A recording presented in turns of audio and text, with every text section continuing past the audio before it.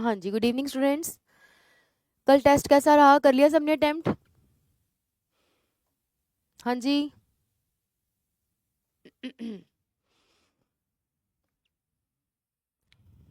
कल मैंने थोड़ा लंबा टेस्ट बना के भेजा था तुम्हें, सो दैट तुम्हारी अच्छे से जो रिवीजन है वो हो जाए। Constitution is one of the important topic of labour laws. आवाज आ रही है? Good evening, good evening. Okay जी, let's start with our class without wasting any time. तो आज हम करने जा रहे हैं industrial dispute act of 1947।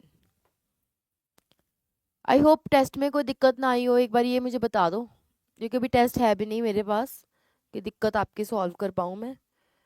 But कैसा था टेस्ट बता दो। नो मैम, कोई दिक्कत नहीं आई। Good, very good if you scoring this much, because कुछ भी मैंने आउट ऑफ द कंटेक्स्ट नहीं डाला था। जो तुम्हें पढ़ाया गया है क्वेश्चंस उसी में से ही थे। आउट मैंने अभी कुछ नहीं डाला, because it was just your revision कि हमने जो क्लास में पढ़ाया तुम कर पा रहे हो रिटेन कि नहीं। क्लियर?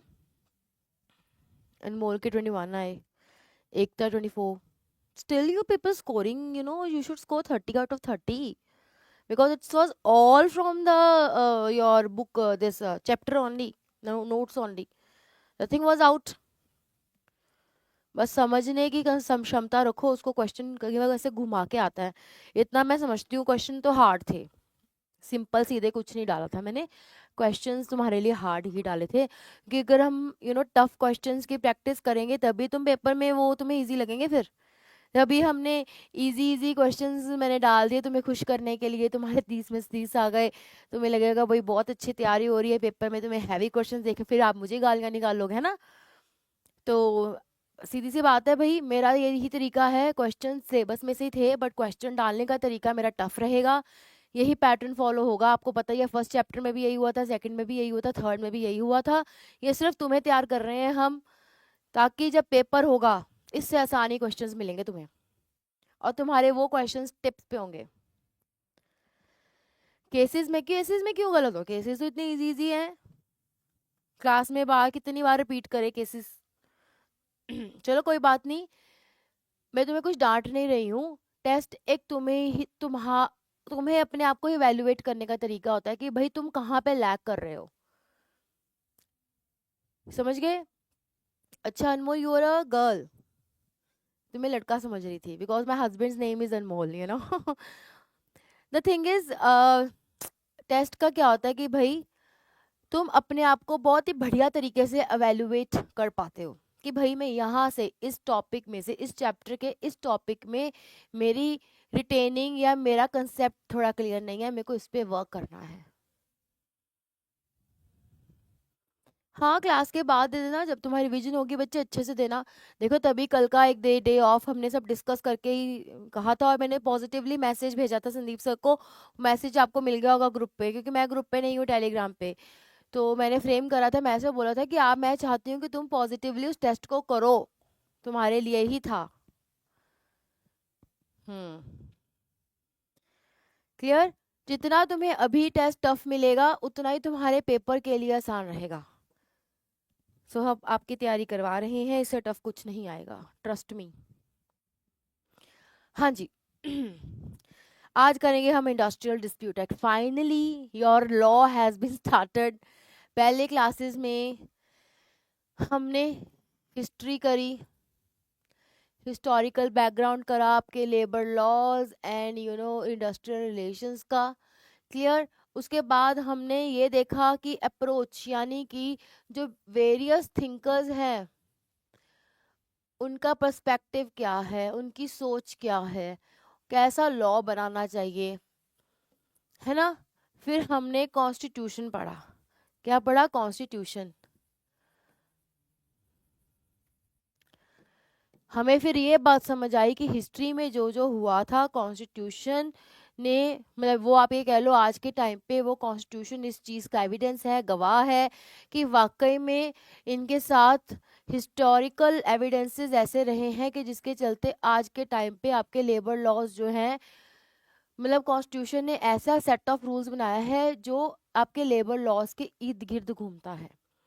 फंडामेंटल राइट्स पढ़े, डीपीएसपीज देखे हमने, वहाँ पे बहुत सारे केस लॉज देखे, और हमने जो करंट सिनेरियो चल रहा है उसके बारे में भी समझा। Gig workers, informal workers, platform workers, migrant workers.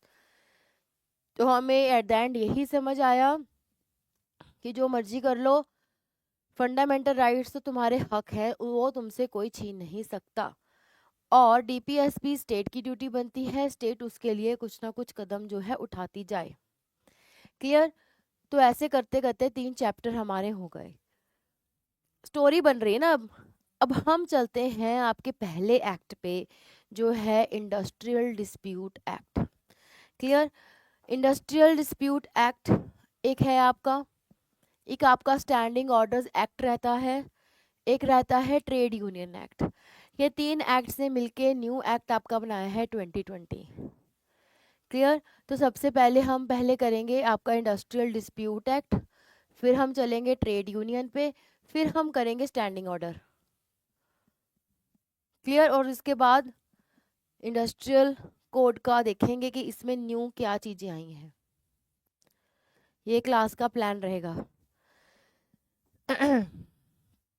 अब क्लास का प्लान लेआउट क्या है, ये एक्ट पढ़ेंगे, इंपॉर्टेंट डेफिनेशंस देखेंगे, इसमें जो अथॉरिटीज़ हैं उसके बारे में जानेंगे, strike, lockout, lay off, retrenchment, closure, एक एक चीज़ के बारे में इसमें अच्छे से जानेंगे कि ये चीज़ें क्या बताती हैं, क्या पेनल्टीज लगती हैं, और प्रीवियस ईयर आपके क्वेश्चन जो होंगे वो भी हम डिस्कस करते जाएंगे।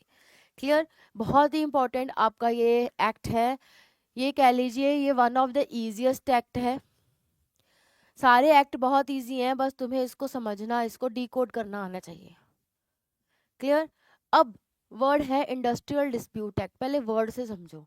ये कह रहा है कि इंडस्ट्री में किसी भी तरीके की कन्फ्लिक्ट होती है। हमने अप्रोचेस में कन्फ्लिक्ट कन्फ्लिक्ट बहुत बार पढ़ा था ना। कन्फ्लिक्ट क्या होती है? लड़ाई झगड़ा। क्लियर? वो कहते किसी भी तरीके का कन्फ्लिक्ट होता है तो हमने सॉल्व कैसे कराना है जी, क्योंकि पुराने टाइम पे यही चलता आ रहा था। लेबर्स को बहुत दिक्कत थी कि भाई हमारी मांगे पूरी नहीं हो रही, हमारी मांगे पूरी नहीं हो रही। एम्प्लॉयर को लग रहा था कि भाई हम इनको बिल्कुल सही पे दे रहे हैं, इनका यही टाइम रहना चाहिए। आज के टाइम पे भी तो यही चलता है, छुट्टी मांगो, एम्प्लॉयर कहता सॉरी मैं नहीं छुट्टी दूंगा। हम कहते भी वेज बढ़ा दो, वो कहता है सॉरी। ठीक है, तो कन्फ्लिक्ट तो है, चलता ही जाएगा, चलता ही रहेगा, बट इसको हमने एक प्रॉपर फ्रेमवर्क से, ताकि ये कन्फ्लिक्ट जो है आपका सॉल्व हो जाए, जिसके चलते हुए आपका इंडस्ट्रियल डिस्प्यूट एक्ट है। क्लियर? ये क्यों बनाया गया था? To prevent and settle the industrial dispute, ताकि काम पे आपके हार्मनी या स्मूथ फंक्शनिंग हो सके। सीधी सी बात है, अगर कोई लड़ाई घर में भी, मान लो आपके कहीं भाई बहन लड़ाई कर लेते हो या मम्मी पापा से हो जाती है, तो लड़ाई सॉल्व होने के बाद फिर बैठ के इकट्ठा खाना खाते हैं, होता है ना। तो ऐसे यहाँ बता रखे हैं कि कोई कन्फ्लिक्ट होता है, ये एक्ट बताता है कि आपको कैसे सॉल्व करना है, ताकि इंडस्ट्री वर्क प्लेस में आप आसानी से, स्मूथली, हेल्दी मैनर से, हार्मनी से, खुशी खुशी काम कर सको। क्लियर? इस पर्टिकुलर एक्ट में आपको प्रॉपर प्रोसीजर देखने को मिलेगा। एक्ट है भाई, लॉ है, प्रॉपर प्रोसीजर की बात तो वो करेगा ही करेगा। क्लियर? रेजोल्यूशन के उसको हमने रिजॉल्व कैसे कराना है, conflicts and seek to maintain the industrial peace. देखो वही घूम फिर के वही बात आती है कि तुम्हें कन्फ्लिक्ट खत्म करा के पीस लेके आना है और वर्कर्स के राइट को प्रोटेक्ट करना है।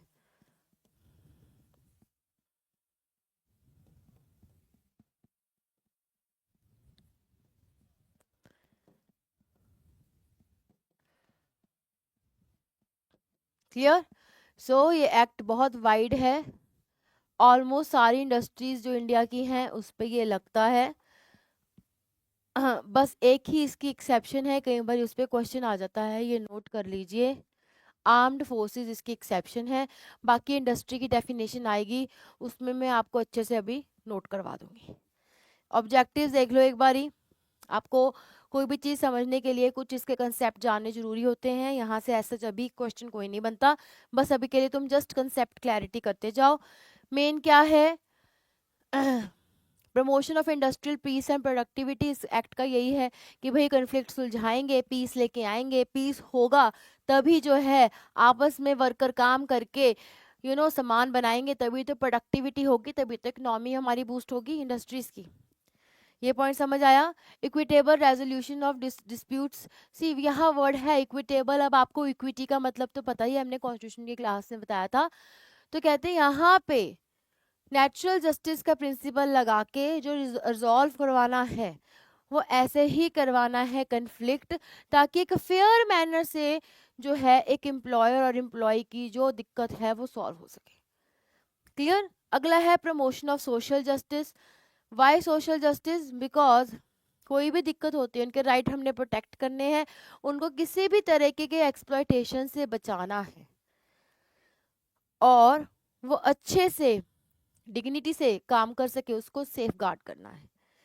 नेक्स्ट है प्रिवेंशन ऑफ इलीगल स्ट्राइक्स। ये बहुत ज़रूरी है यहाँ पे, बिकॉज तब पुराने टाइम पे बहुत आपकी इलीगल स्ट्राइक्स और लॉकआउट्स होते थे। स्ट्राइक्स आपके वर्कर्स करते हैं, लॉकआउट्स आपका एम्प्लॉयर करता है। अभी हम थोड़ी टाइम में पढ़ लेंगे स्ट्राइक लॉकआउट के बारे में।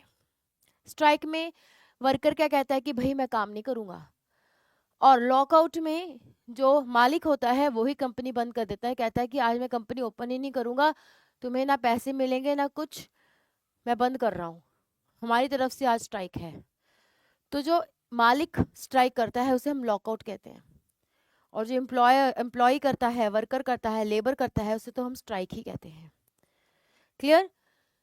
प्रोविजंस ये बहुत ज़रूरी है, इसमें बहुत ही बढ़िया तरीके से प्रोविजंस दे रखी हैं कि कोई भी कन्फ्लिक्ट है आपने स्टेप बाय स्टेप कैसे उसको रिजॉल्व करवाना है।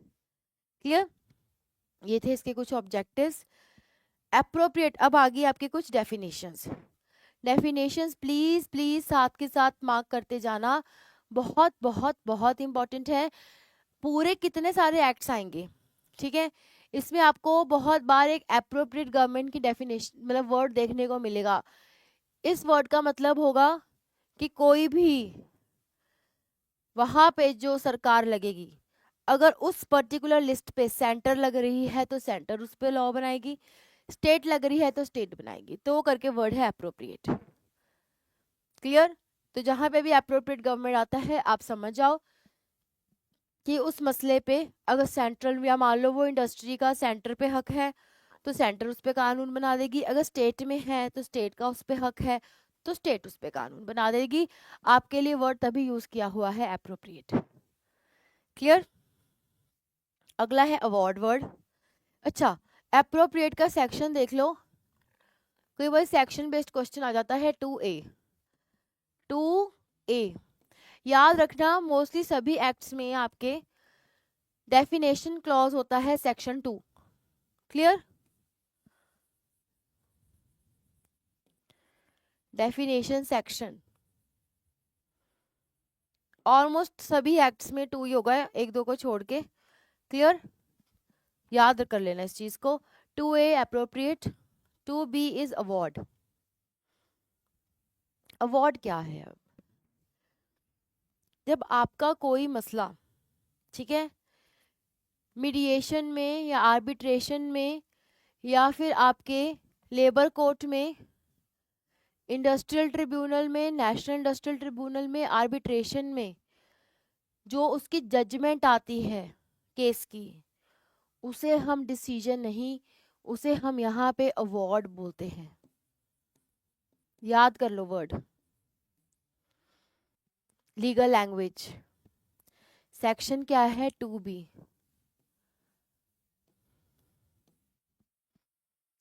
आपको वो पूरा केस की सुनवाई के बाद भी मिल सकता है फाइनल डिटर्मिनेशन।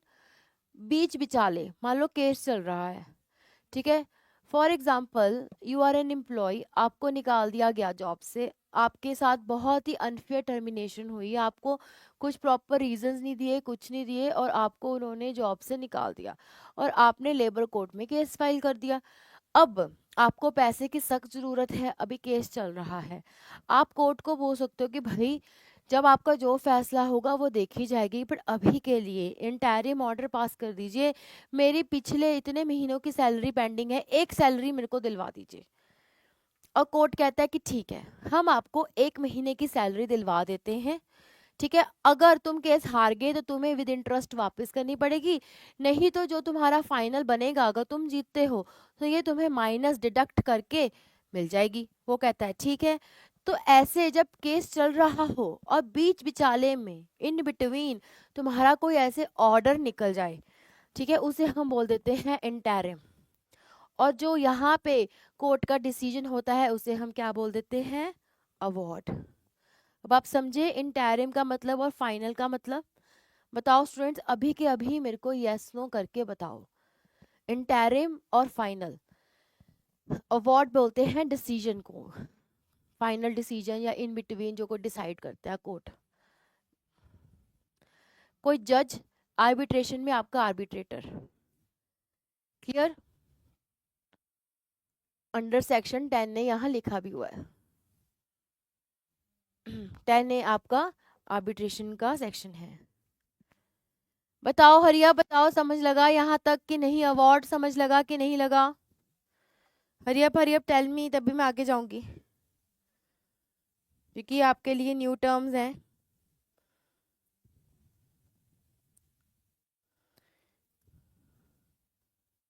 नहीं आया? कहाँ दिक्कत आ रही है बताओ? क्यों नहीं समझ आ रहा तुम्हें? बच्चा बताओ, बच्चे। प्रतिमा, यस आ गया, यस आ गया, आ गया। प्रतिमा बताओ कहाँ दिक्कत आ रही है? पूरा कंसेप्ट नहीं समझ आया?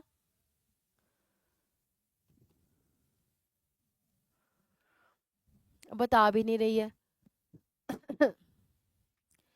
चलो मैं रिपीट कर देती हूँ एक बार और, ठीक है। अवार्ड क्या होता है?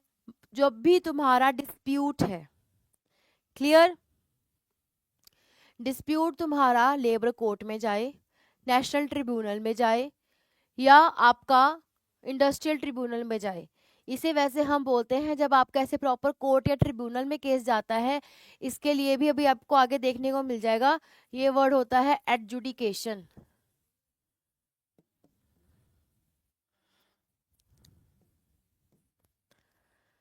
क्लियर? या कहते हैं आपका आर्बिट्रेशन में जाए।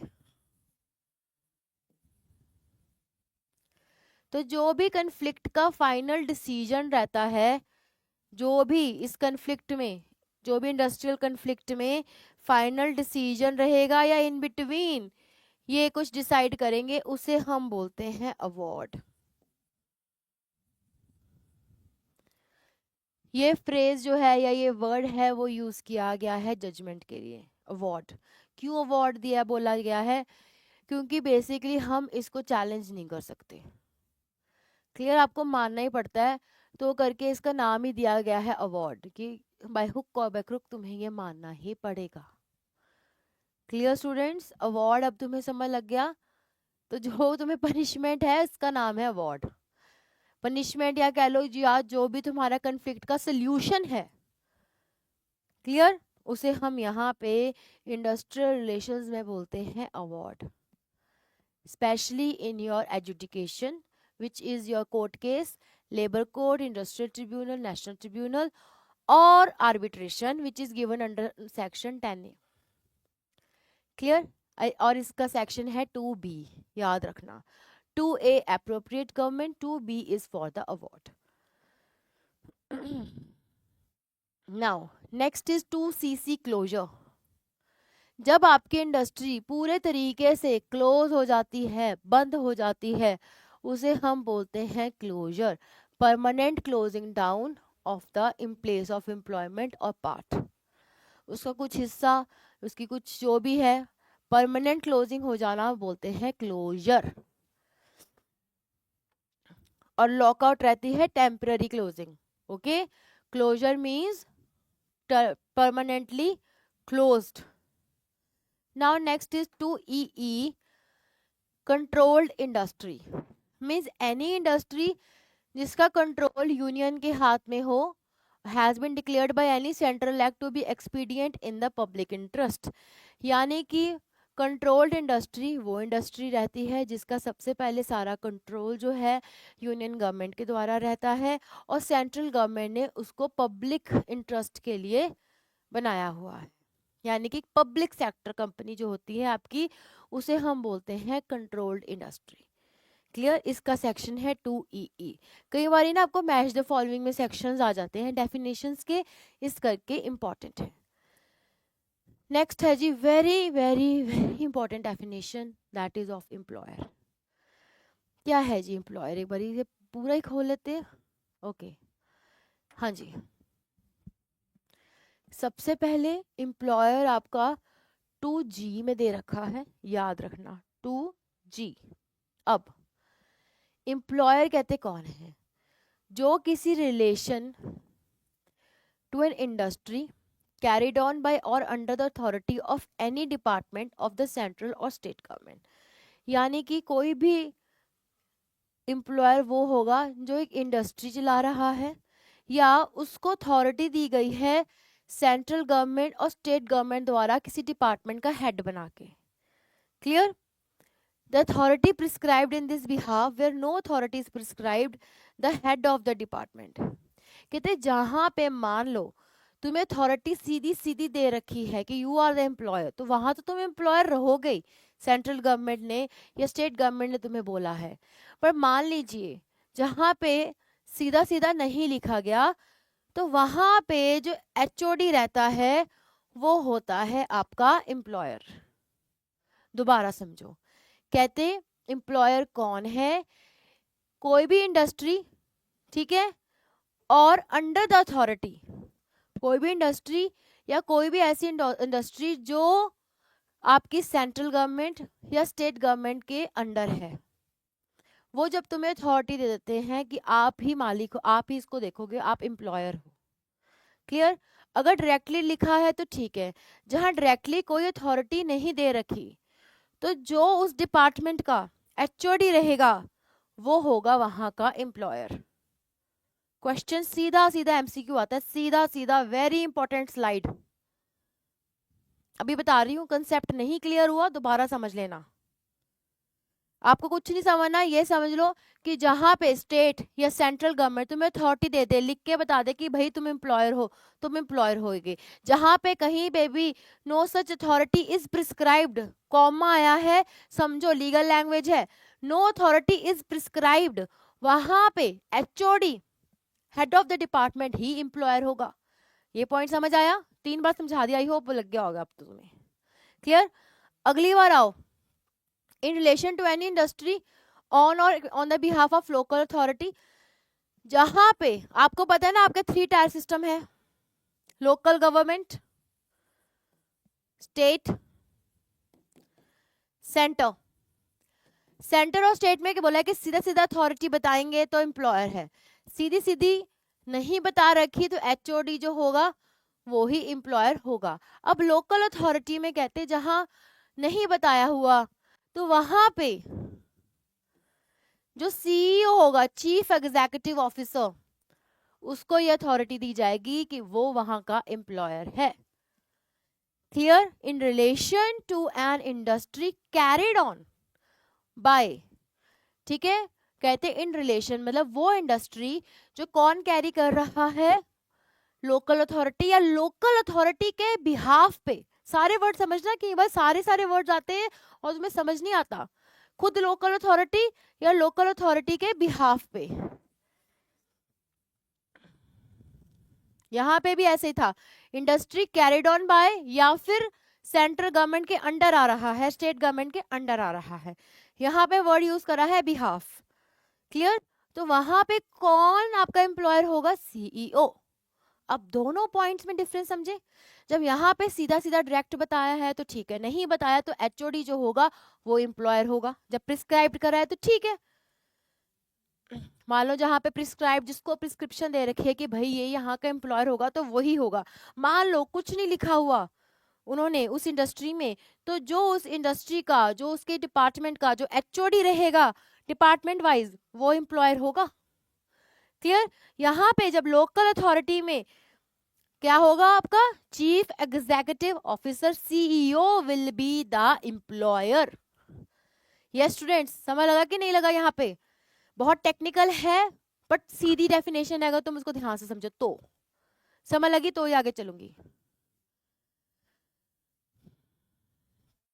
एक तो यहाँ पे कहीं पे भी अभी पब्लिक प्राइवेट कंपनी की बात हो रही है, सबसे पहले हम इंडस्ट्री की बात कर रहे हैं। कंपनी एक्ट एक अलग है, हम यहाँ पे इंडस्ट्रियल डिस्प्यूट पढ़ रहे हैं। और मैंने कहीं पे भी यहाँ पे पब्लिक प्राइवेट की बात नहीं कर रहे हैं। Local authority is also the government authority. Kindly points को समझिए, इसके मतलब इसके इर्द, मतलब इसी में रहिए बच्चे, अपने आप से बाहर मत जाइए, फिर आप बहुत कंफ्यूज हो जाओगे। क्लियर? सीधी सीधी बात बोली है, in relation to an industry carried on by या फिर सेंट्रल स्टेट या उनके अंडर, उनकी अथॉरिटी के अंडर है। क्लियर? जिनको वो अथॉरिटी प्रिस्क्राइब कर रहे हैं कि भाई ये एम्प्लॉय, तो वो तो होएगा ही होएगा। अगर कहीं पे भी कुछ भी प्रिस्क्राइब्ड नहीं है तो आपका हेड ऑफ द डिपार्टमेंट वहां का एम्प्लॉयर रहेगा। एम्प्लॉयर यानी कि मालिक, वही सब देखेगा किसको रखना है, किसको हायर करना है, किसको नहीं करना, बॉस। समझ गए? अब नेक्स्ट है, कोई भी कहते हैं आपकी इंडस्ट्री जो लोकल अथॉरिटी कर रहा है या उसके बिहाफ पे, लोकल अथॉरिटी के बिहाफ पे कर रहा है, तो वहां पे आपका जो सीईओ होगा, चीफ एग्जीक्यूटिव ऑफिसर, वो आपका एम्प्लॉयर होगा। समझे? अब लग गया होगा, अब तो पता नहीं कितनी बार समझाया। एक बार ही ध्यान से नोट करो, फिर आगे बढ़ूंगी। बहुत इंपॉर्टेंट है बच्चा, सीधा सीधा क्वेश्चन आता है, सीधा सीधा पेपर में, और तुम इतने कंफ्यूज हो जाते हो, फिर तुम्हें समझ नहीं आता। कंसेप्ट क्लियर होगा, बिल्कुल गड़बड़ नहीं करोगे।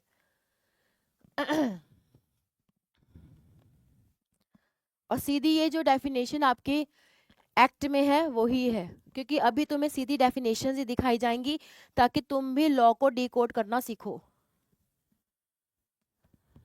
आ गया बच्चा? शुरू कर, आ गया। चलो,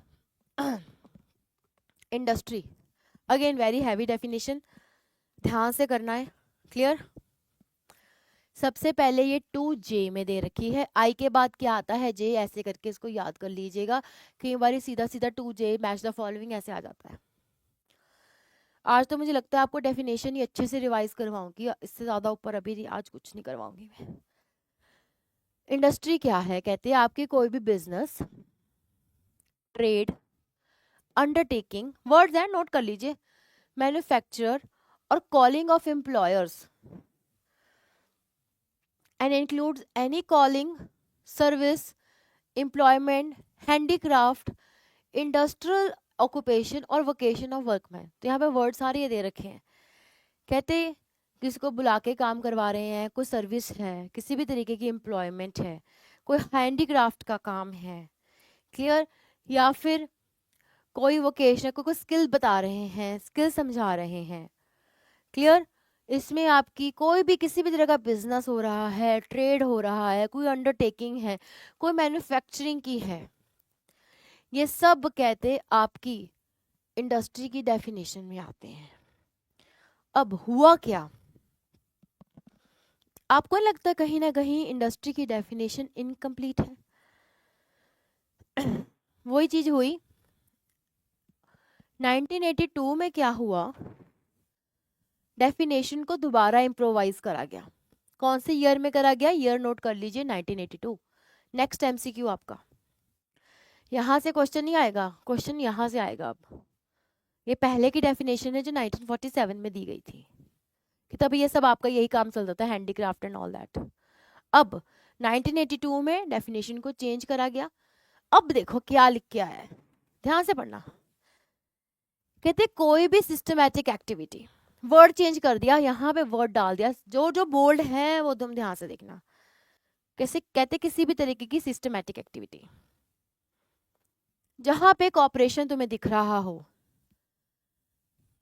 एम्प्लॉयर और उसके वर्कमैन का, ठीक है, चाहे वेदर सच एम्प्लॉयमेंट, या चाहे वो एम्प्लॉयर ने डायरेक्टली उनको हायर करा है, काम पे रखा है, या किसी एजेंसी के थ्रू रखा है, या किसी कॉन्ट्रैक्टर के थ्रू रखा है, वो मायने नहीं रखता।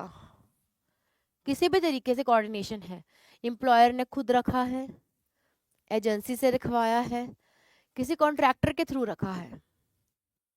क्लियर? अब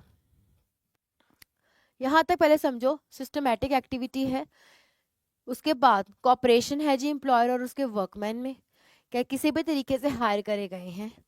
नेक्स्ट पॉइंट कह रहा है किस चीज के लिए हायर करे गए हैं, प्रोडक्शन के लिए, सप्लाई करने के लिए या गुड्स को डिस्ट्रीब्यूट करने के लिए, या वही सर्विसेज को सप्लाई या डिस्ट्रीब्यूट करने के लिए, सो दैट ह्यूमन के जो वांट्स हैं कहते हैं वो फुलफिल हो जाए।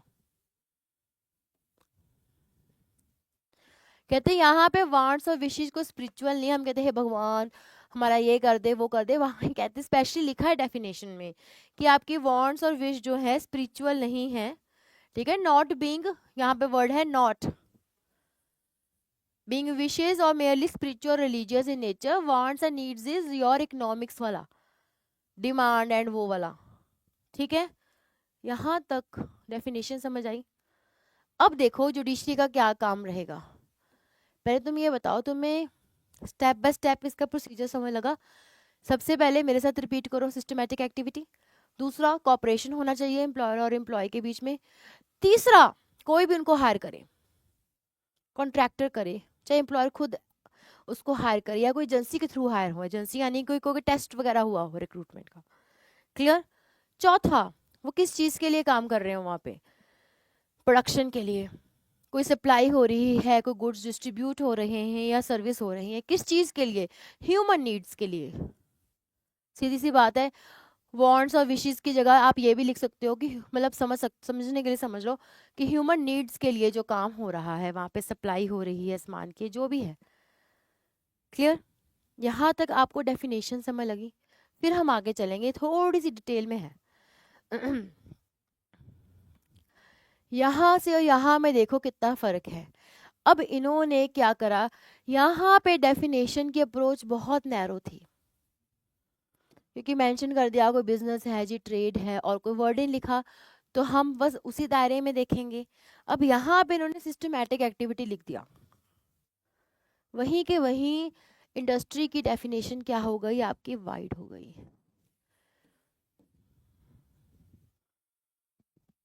अब क्या हुआ इसके बाद, और स्टोरी है। केस आया, ठीक है, एक केस आया, भी पढ़ेंगे। अगर मैं आपसे पूछूं इस डेफिनेशन के समझने से क्या आप हॉस्पिटल्स को इंडस्ट्री की डेफिनेशन में डालोगे? अभी के अभी मेरे को यस और नो बताओ। क्या हॉस्पिटल्स आपके इंडस्ट्री की डेफिनेशन में फॉल करेंगे? ये स्टूडेंट्स बताओ।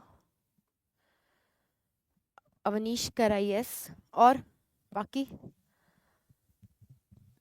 प्राची कह रही है नो, अनमोल कह रही है यस, बाकी एकता, लीना, अमृत बताओ कहाँ हो सारे? लीना कह रही है यस मे बी, अमृत कह रहा है यस सर्विस है, ठीक है। क्या हुआ आगे, थोड़ी और स्टोरी पढ़ते हैं। अब ये कहते डेफिनेशन बहुत ब्रॉड हो गई है आपकी, क्योंकि इंडस्ट्री की डेफिनेशन जो है, यस एकता ने अब बहुत अच्छे से आंसर दिया है, वेरी गुड एकता। अविनीश ने भी, बट एकता का गुड, कॉन्ट्रैक्ट तो होता ही है, वेरी गुड। हाँ जी। अब industry to include any systematic activity with cooperation of the employees and employees, production distribution of goods. तो अब यहाँ पे कहीं पे भी इन्होंने ऑर्गेनाइज्ड अनऑर्गेनाइज्ड भी नहीं लिखा, तो इट मीन्स ऑर्गेनाइज्ड अनऑर्गेनाइज्ड सारे सेक्टर्स में जहाँ पे भी सिस्टमैटिक अप्रोच से काम होगा, कॉपरेशन होगी, नीड्स के लिए काम होगा, वो एक इंडस्ट्री होगी। क्लियर? तो ये डेफिनेशन तो कॉम्प्रिहेंसिव थी। अब एक केस हुआ Bangalore water supply versus A Rajappa 1978 में। Interpretation has further expanded. इस केस ने बोला कि इवन आपकी चैरिटेबल ऑर्गेनाइजेशंस, नोट कर लीजिए कौन कौन आ रहा है इंडस्ट्री में, hospitals, educational institutions could be included अगर वो सिस्टमैटिकली काम कर रहे हैं, और employees were handed out to carry out this task. मतलब कि आप एम्प्लॉय रख रहे हो ये टास्क करने के लिए और सिस्टमैटिक अप्रोच से काम हो रहा है, तो आपके चैरिटेबल ऑर्गेनाइजेशंस, हॉस्पिटल्स, आपके एजुकेशनल इंस्टीट्यूशंस भी एक इंडस्ट्री हैं। क्लियर? तो इस ब्रॉड इंटरप्रिटेशन ने इंश्योर करा कि जितने से भी ज़्यादा हो सके हर एक सेक्टर के जो एम्प्लॉय हैं इस एक्ट के दायरे में आ सकते हैं और अपनी प्रोटेक्शन ले सकते हैं। मान लो किसी की भी तनख्वाह रिलीज नहीं हो रही, किसी को बेमतलब का टर्मिनेशन हो गया, तो वो इंडस्ट्रियल डिस्प्यूट एक्ट के तहत लेबर कोर्ट जा सकते हैं, नेशनल ट्रिब्यूनल जा सकते हैं और अपनी बात की सुनवाई कर सकते हैं। तो यहाँ पे 1982 में जो डेफिनेशन वाइड हुई, ये मत सोचा करो 78 में केस रजिस्टर हुआ था और केस को चलते चलते सालों लग जाते हैं। जजमेंट का यहाँ पे जब जजमेंट आती है वो ईयर नहीं होता, जब केस रजिस्टर होता है वो डेट होती है। क्लियर? तो 1982 में जो डेफिनेशन इम्प्रोवाइज करी गई तो उसने ये सारे स्कोप को और भी बढ़ा दिया। अब large number of employees can take the help of this particular act to solve their conflicts. पहले क्या लग रहा था, जो हैंडीक्राफ्ट का जी काम कर रहे हैं, ठीक है, यहाँ पे यही था, किसी भी तरह की सर्विस कर रहे हैं, एम्प्लॉयमेंट कर रहे हैं, हैंडीक्राफ्ट की है, वोकेशन की है, कहीं पे भी वो एक बहुत ही नैरो अप्रोच थी जहाँ पे हम एजुकेशन, चैरिटेबल या हॉस्पिटल्स को पुट नहीं कर सकते थे। डेफिनेशन चेंज हुई, सब कुछ चेंज हो गया, अब कोई ऐसी ऑर्गेनाइजेशन बची नहीं जिसको हम इसको ना फिट कर सकें। अब हम एक्सेप्शन ढूंढते हैं कि भाई किसको नहीं कर सकते, तो एक्सेप्शन है आपकी आर्म्ड फोर्सेस की। क्लियर? सो इसके लिए ट्रिपल टेस्ट बाद में करेंगे, पहले आप मुझे ये बताओ, आपको यहाँ तक इंडस्ट्री की डेफिनेशन समझ लग गई? अच्छे से लगी होगी, वैसे तो कोई दिक्कत नहीं होगी। बहुत बहुत बहुत बच्चे इंपॉर्टेंट है, आपका एमसीक्यू यहाँ से सीधा सीधा निकल के आएगा, सिचुएशन बेस्ड भी आ सकता है। तुम्हें समझ है कंसेप्ट की, जैसी मर्जी सिचुएशन दे दें वो तुम्हें, तुम सॉल्व कर लोगे आसानी से। अब मैंने तुम्हें सिचुएशन नहीं दी हॉस्पिटल की, तुमने बोला यस, ठीक है, पेपर में कुछ भी आए भाई तुम आंसर कर लो, क्योंकि तुम्हें अब पूरी इसकी डेफिनेशन समझ लग गई है। कॉपरेशन होनी चाहिए, सिस्टमैटिक अप्रोच होनी चाहिए, कोई भी हायर करे वो मुद्दा नहीं है, ह्यूमन नीड्स के लिए काम कर रहे हैं, तो वो इंडस्ट्री की डेफिनेशन में फॉल करेगा। क्लियर? अब हम चलते हैं थोड़ा सा आगे, ट्रिपल टेस्ट है जी इसका एक। क्लियर?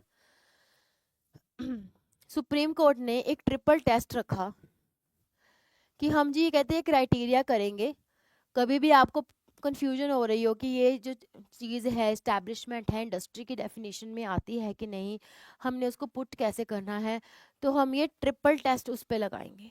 कहते सबसे पहले वो देखो कि वो ऑर्गेनाइजेशन में क्या सिस्टमैटिक या ऑर्गेनाइज्ड एक्टिविटी हो रही है तो ठीक है। दूसरा, कॉपरेशन हो रही है एम्प्लॉयर और एम्प्लॉय के बीच में, यानी कि अगर वो एनजीओ भी है, नॉन प्रॉफिट वर्क भी कर रहे हैं, बट आपस में सुपरविजन है, बहुत ही बढ़िया तरीके से टास्क हो रहे हैं, कोई भी दिक्कत नहीं हो रही, it means there is a cooperation. ठीक है, चाहे नॉन कोई प्रॉफिट नहीं है कंपनी वो जो भी एम्प्लॉयर का, बट वहां पे कॉपरेशन दिख रही है, जो एम्प्लॉयर कह रहा है एम्प्लॉय वर्कर लेबर उसको वो काम करके दे रहा है, यानी कि कॉपरेशन है, उसके कहने पे काम कर रहा है वो। क्लियर? चाहे उसको कोई प्रॉफिट नहीं हो रहा, एम्प्लॉय को तो वो वेज दे ही रहा होगा, ऐसे फ्री में तो कोई काम नहीं करेगा, है ना। सो कहते ये कोई जरूरी नहीं है नॉन प्रॉफिटेबल है कि प्रॉफिटेबल है, जहां पे तुमने देखना है कॉपरेशन है कि नहीं है। दूसरा टेस्ट। तीसरा, production and distribution of goods for satisfaction of human wants and needs. ये चीज आपने देखनी है कि जहाँ पे जो सामान वो बना रहे हैं, डिस्ट्रीब्यूट कर रहे हैं, जो भी सर्विसेज दे रहे हैं, क्या वो ह्यूमन वांट है, नीड है, अगर है तो बस ये तीसरा टेस्ट। तीनों टेस्ट जिस ऑर्गेनाइजेशन ने क्लियर कर ले मींस इट्स एन इंडस्ट्री, जो एक भी फेल करता है it's not an industry. Students, is that clear? यहाँ पे आपको मान लो कभी भी कोई सिचुएशन बेस्ड क्वेश्चन आ जाए, पैराग्राफ दे रखा हो, केस स्टडी हो, आपको बोला हो गया कि आंसर करो, आप बहुत ही आसानी से इसको अब आंसर कर पाओगे। Clear? Very very important definition industry 2J, industrial dispute act है, जितनी देर तक इंडस्ट्री नहीं समझेंगे तो इसको आगे क्या समझेंगे, है ना। नेक्स्ट है बेंगलोर, कहते वही वाटर सप्लाई वाला जो था, इसने तो बहुत ही श्योर कर दिया कि कौन कौन सी आएंगी ट्रेडिशनली जो हम नहीं लेते थे, स्पेशली हॉस्पिटल्स और एजुकेशन इंस्टीट्यूशंस को। यहाँ पे कोर्ट ने ये भी बोल दिया कि भाई यहाँ पे भी कॉपरेशन है, सिस्टमैटिक अप्रोच है, सब कुछ है, यहाँ पे ये भी इंडस्ट्री की डेफिनेशन में फॉल करती हैं। अब एग्जाम्पल, कहते मान लो कोई नॉन प्रॉफिटेबल हॉस्पिटल है जो फ्री मेडिकल सर्विसेज दे रहा है, कहते बट हम उसको भी इंडस्ट्री मानेंगे। क्यों? क्योंकि उसने डॉक्टर्स को एम्प्लॉय कर रखा है, नर्सेस को, एडमिनिस्ट्रेटिव स्टाफ है, और वो सिस्टमैटिकली वर्क कर रहे हैं ताकि प्रॉपर हेल्थ केयर सर्विसेज दे सके। इवन दो उनका मेन गोल प्रॉफिट मेकिंग नहीं है, दैट इज इमटेरियल, क्योंकि कहीं पे भी डेफिनेशन में प्रॉफिट की बात नहीं हुई है। I know Avinish, but still it's an exception. Armed forces पे इंडस्ट्रियल डिस्प्यूट एक्ट नहीं लगता, क्योंकि उनका अपना डिस्प्यूट ठीक करवाने का, मतलब डिस्प्यूट सॉल्व करवाने का अपना मेथड रहता है। आपने वो मूवी देखी नहीं है, मूवी का नाम मेरे एकलव्या की क्या, उसमें वो अलग प्रोसीडिंग्स रहती हैं उनकी, उनके अपने एडवोकेट्स रहते हैं जो जैग के थ्रू हायर करे जाते हैं। जैग एक टेस्ट होता है, उनकी अपने तरीके की प्रोसीडिंग्स रहती हैं। आर्बिट्रेशन मेथड वो ज़्यादा फॉलो करते हैं, तो करके नहीं लगता। आई होप आपको क्लियर हो गया होगा। क्लियर?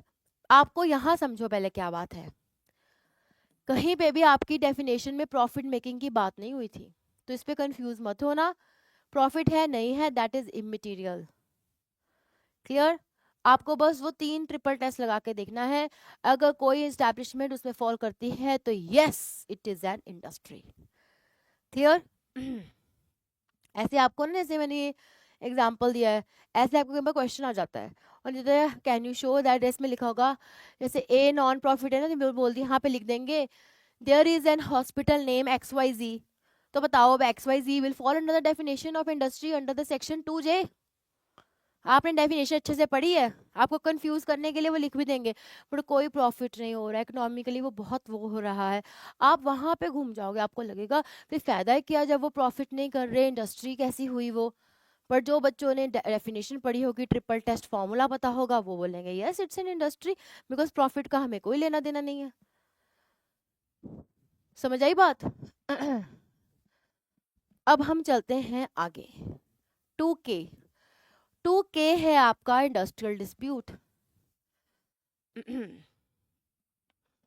कहते क्या, कितने कितने तरह की लड़ाइयाँ हो सकती हैं। कहते dispute is connected with employment और नॉन एम्प्लॉयमेंट, यानी कि आपको किसने, आपने किसी को रखा नहीं तो भी कई बार वो दिक्कत आ जाती है कि क्यों नहीं रखा जी हमें। क्लियर? तो किन किन के बीच में आपके डिस्प्यूट होते हैं? सबसे पहले एम्प्लॉयर एंड एम्प्लॉयर के बीच में भी हो सकता है, मैनेजिंग टीम्स में भी हो जाता है। एम्प्लॉयर और वर्कमैन में तो बहुत कॉमन है, बहुत ही ज़्यादा देखने को मिलता है। वर्कमैन एंड वर्कमैन में भी हो जाता है। तो 3 तरीके के आपके डिस्प्यूट जो है देखने को मिलते हैं। Dispute between workers and management over the introduction of new machinery can lead to job losses and is considered as a dispute. उसके बाद डिसएग्रीमेंट हो रहा है एम्प्लॉयज़ का यूनियन की तरफ, it is also an dispute. Basically बताया गया है, मान लो कोई न्यू मशीनरी आई, डिस्प्यूट कर देगी भाई तुम क्यों मैनेजमेंट लेके आए, ऐसे तो हम वर्कर्स को हटना पड़ेगा या जो भी है, जॉब लॉस हो जाएगा न्यू मशीनरी के चलते, वो तो मशीन काम कर देगी, हमारा क्या काम है, तो ये भी एक डिस्प्यूट बन जाता है।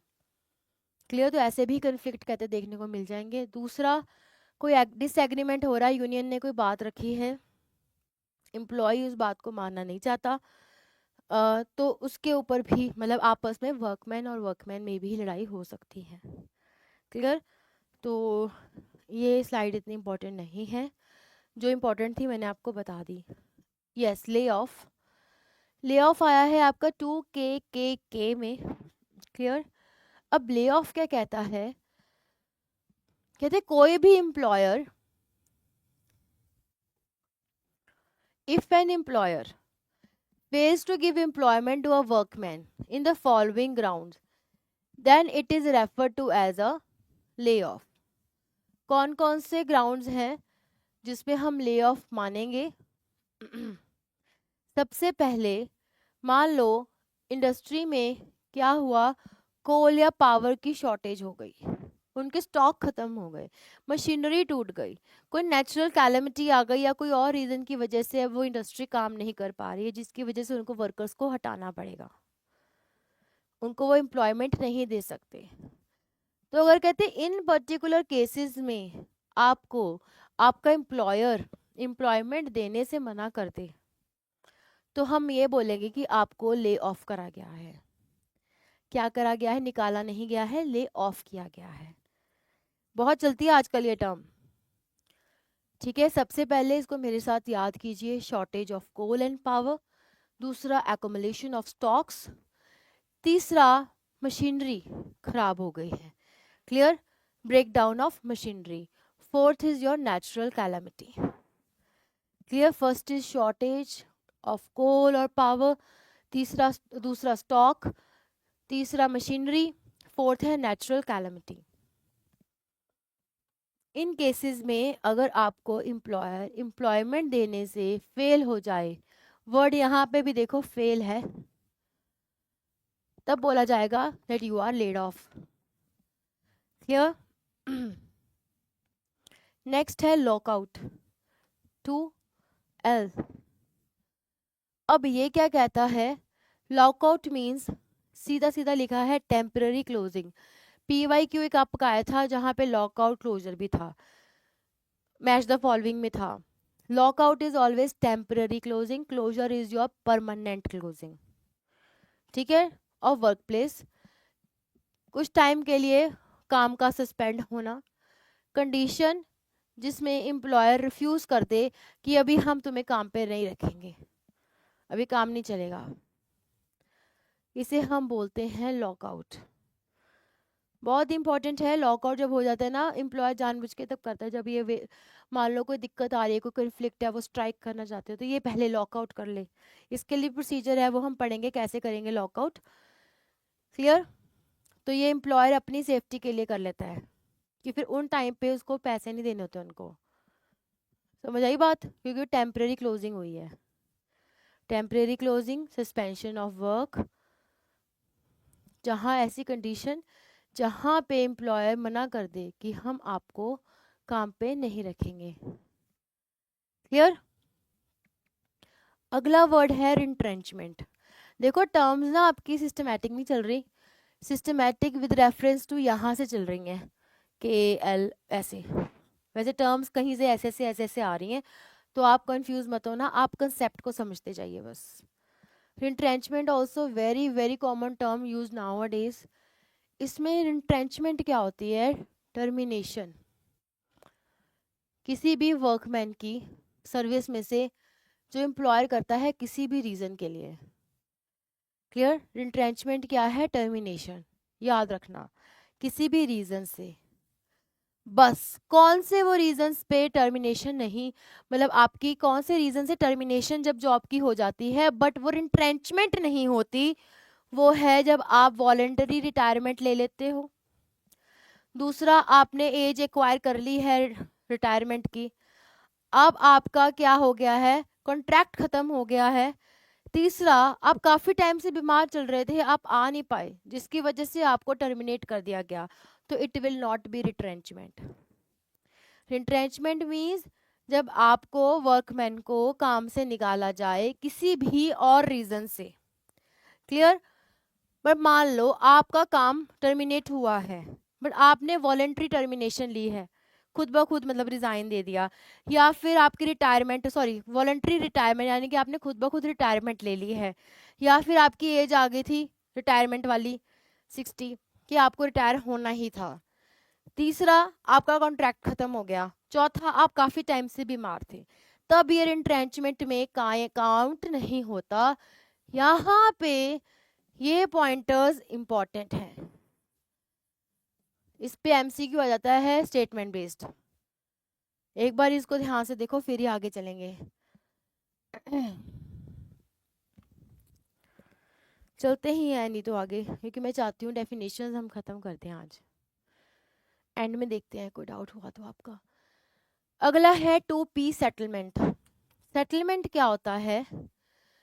आपका कोई कन्फ्लिक्ट था, जब आपकी प्रॉब्लम कंसिलिएशन में जाती है, क्लियर, आगे पढ़ेंगे कंसिलिएशन भी क्या होता है, तो वहां पे वो क्या करते हैं, पार्टीज को बिठा के एक रिटर्न एग्रीमेंट करते हैं कि भाई हम तुम्हारा समझौता करवा रहे हैं, हम तुम्हें एक एग्रीमेंट पे लेके आ रहे हैं, हम तुम्हारी सेटलमेंट करा रहे हैं, ताकि वो आपस में दोबारा से मुकर ना जाएं, तो रिटर्न एग्रीमेंट होता है, उसे हम बोलते हैं सेटलमेंट। ठीक है, ये एक रिटर्न एग्रीमेंट रहता है जो कंसिलिएटर आपका ऑफिसर करवाता है, एम्प्लॉयर और वर्कमैन के बीच में रहता है, क्लियर। कंसिलिएशन प्रोसीडिंग्स के दौरान किया जाता है और दोनों पार्टीज को साइन करना होता है। फिर एक कॉपी जो है, जो भी ऑफिसर रहता है उसको दी जाती है, और जो अप्रोप्रिएट गवर्नमेंट और उसका कंसिलिएशन ऑफिसर होता है उसको दी जाती है कि भाई हमारे पास ये कन्फ्लिक्ट आया था, हमने दोनों की बात सुन के ये दोनों को बिठा के हम इस सेटलमेंट पे आए हैं, दोनों पार्टीज इस बात पे समझौता कर रही हैं, ये इनका रिटर्न एग्रीमेंट है।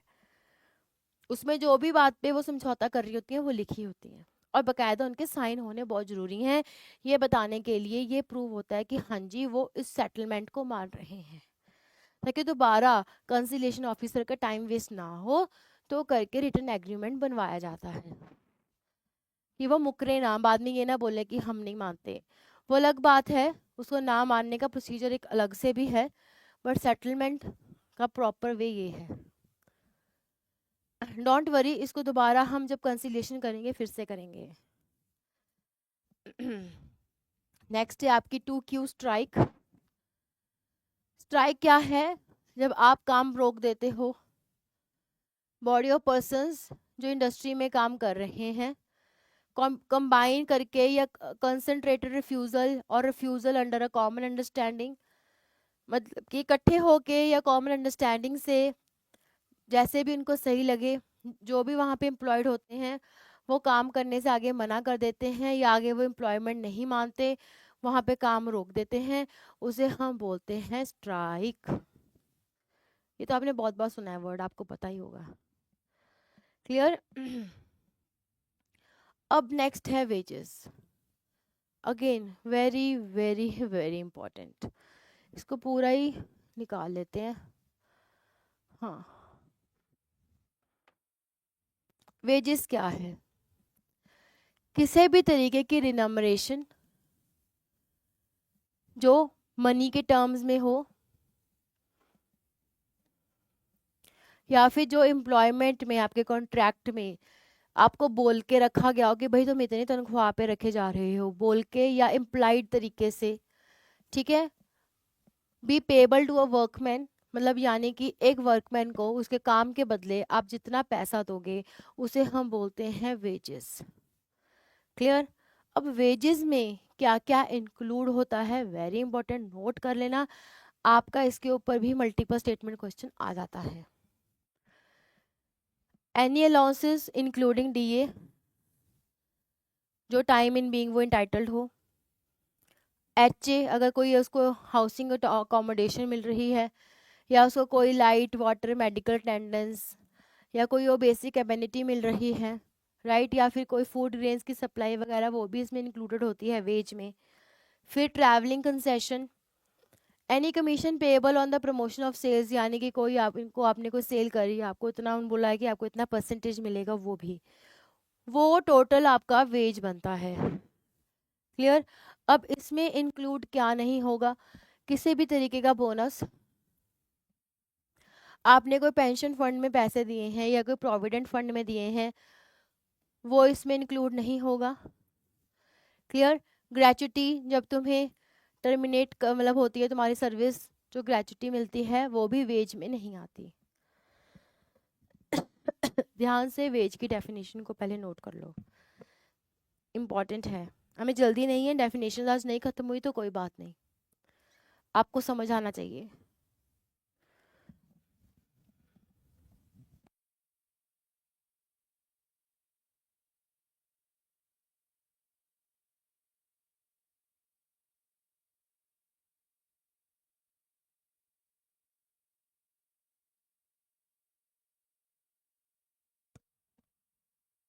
आ रहा है समझ? ऊपर से नहीं जाना चाहिए बच्चे आपके ना। नेक्स्ट है वर्कमैन, आगे देखो। ठीक है, ये लास्ट ही है आपकी डेफिनेशन। मुझे यह है कि तुम्हें अच्छे से सब समझ लगे। वर्कमैन क्या है?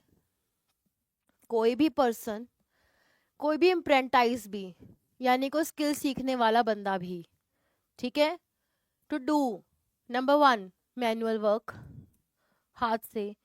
कोई अनस्किल्ड काम है, यानी कि आपने बोरी को इधर से उधर रखना है, उसमें कोई स्किल नहीं चाहिए। कार्टन्स को उठा के रखना है, स्किल नहीं चाहिए। कोई स्किल काम, मान लो कोई कढ़ाई वगैरह करनी है, कोई मशीनरी चलानी है, क्लियर। टेक्निकल, कोई कंप्यूटर पे आपको काम करना है, या मशीनरी का भी टेक्निकली आ जाता है। कोई ऑपरेशनल, ऑपरेशन भी अगेन मशीनरी वाला काम आप कह सकते हो। उसके बाद क्लैरिकल, आपने कोई कॉपी वगैरह मेंशन करनी है, मतलब देखनी है, अटेंडेंस लेनी है, ठीक है, क्लैरिकल काम। या फिर कोई आपका, आपको सुपरविजन कर रहे हो, क्लियर। ये सब आपका वर्कमैन की डेफिनेशन में आता है। वर्क फॉर हायर और reward, whether the terms of employment be express or employed, ये बहुत इंपॉर्टेंट है। मतलब आपको जब आपको हायर करा गया, आपको एक्सप्रेसली यानी कि लिख के कॉन्ट्रैक्ट हुआ, उसमें बताया गया, या इम्प्लाइड, कॉन्ट्रैक्टर के थ्रू इम्प्लाइड था कि भाई तुम्हें इतनी पे मिल जाएगी, आपको रख लिया है, क्लियर, तो करके लिखा गया है। एम्प्लॉयमेंट आपकी एक्सप्रेस भी हो सकती है, इम्प्लाइड भी हो सकती है। अगला, for any purpose under this act in relation to any industrial dispute, कहते हैं इस एक्ट के अंडर किसी भी तरीके के डिस्प्यूट के में, ठीक है, अगर वो बंदा इन्वॉल्व था, मान लो उस बंदे को आपने किसी भी रीजन से डिसमिस कर दिया था, वो भी वो इंडस्ट्री का पार्ट नहीं है, बट वो आपके वहाँ काम करता था, वो बंदा भी इसकी डेफिनेशन में आएगा।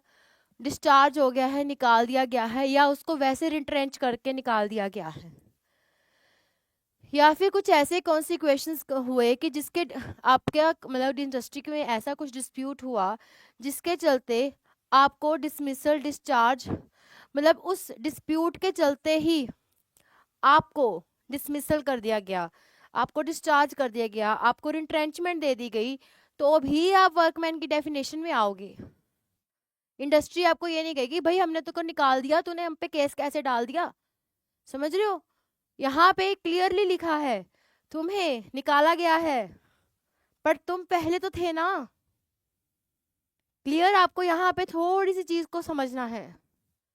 यहाँ तक उन्होंने इम्प्लाइड तक तो समझा दिया कि भाई वर्कमैन कौन कौन होगा, पहले इन्होंने बता दिया कोई भी पर्सन, ठीक है, कोई चाहे अप्रेंटाइज ही क्यों नहीं है, स्किल ही सीख रहा है, ठीक है, वो कोई मैनुअल काम कर रहा है, अनस्किल्ड काम कर रहा है, ये सब बता दिया पहले, सारे इसकी डेफिनेशंस आपको साथ के बता दी। उसके बाद फिर बोला वो एम्प्लॉयड है, बट फिर उन्होंने बोला कि मान लो कोई ऐसा डिस्प्यूट हुआ और उसको डिस्प्यूट के चलते हुए उसको डिसमिस कर रहे हैं, रिट्रेंच कर रहे हैं, उसको डिस्चार्ज कर रहे हैं, निकाल रहे हैं, या फिर डिस्प्यूट होके खत्म हो गया और उसको ऑलरेडी डिसमिस कर दिया, रिट्रेंचमेंट दे दी, डिस्चार्ज कर निकाल दिया, तो भी वो वर्कमैन की डेफिनेशन में आएगा।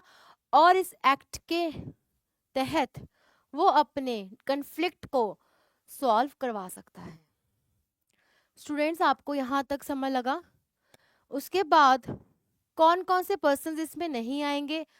Personnel of army, navy, air force या पुलिस के, या फिर वो जो मैनेजरल और एडमिनिस्ट्रेटिव कैपेसिटी में रहते हैं, वो यहाँ वर्कमैन की डेफिनेशन में नहीं आते।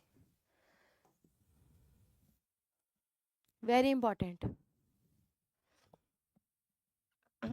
देख लीजिए एक बारी ढंग से।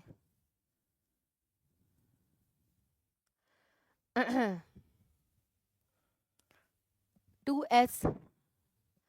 अब एक PYQ देखते हैं। What is an controlled industry? बताओ जी इसका आंसर।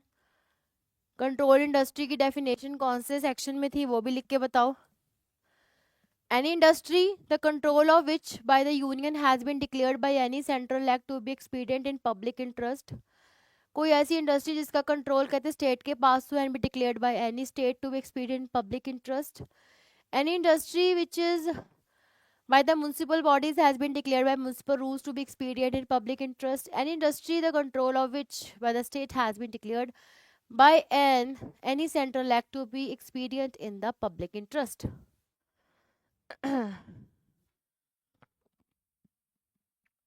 मैनेजर एंड एडमिनिस्ट्रेटिव मतलब द थर्ड पार्ट, जो आपके आपके एचआर भी नहीं कह सकते, जो आपके ऊपर मैनेजर्स होते हैं, जो आपको मैनेज करते हैं एम्प्लॉयर के नीचे, उनको उन्होंने वर्कमैन की कैटेगरी में नहीं डाला है.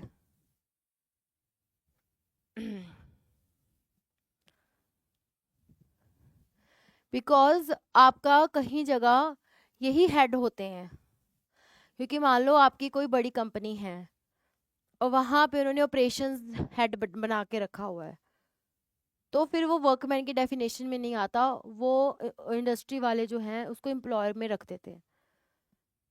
तो इस चीज़ को इन्होंने यहाँ पे सॉर्ट कर रखा है.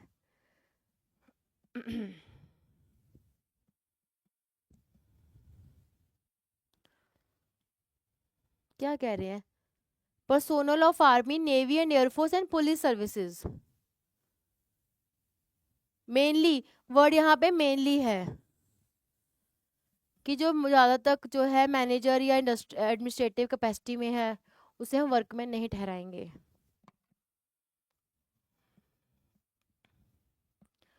इसका आंसर है 2EE और आंसर है इसका ए, क्योंकि वहाँ पे वर्ड था यूनियन और सेंट्रल, कीवर्ड्स हैं ये, पब्लिक इंटरेस्ट. क्लियर? तो आज हम अभी क्लास करते हैं ख़त्म. कल फिर हम अथॉरिटीज़, और एक बारी आपको अगर कहो तो मैं डेफिनेशंस भी दोबारा करवा दूंगी एक बारी रिवीजन. क्लियर? क्योंकि थोड़ी सी टेक्निकल है.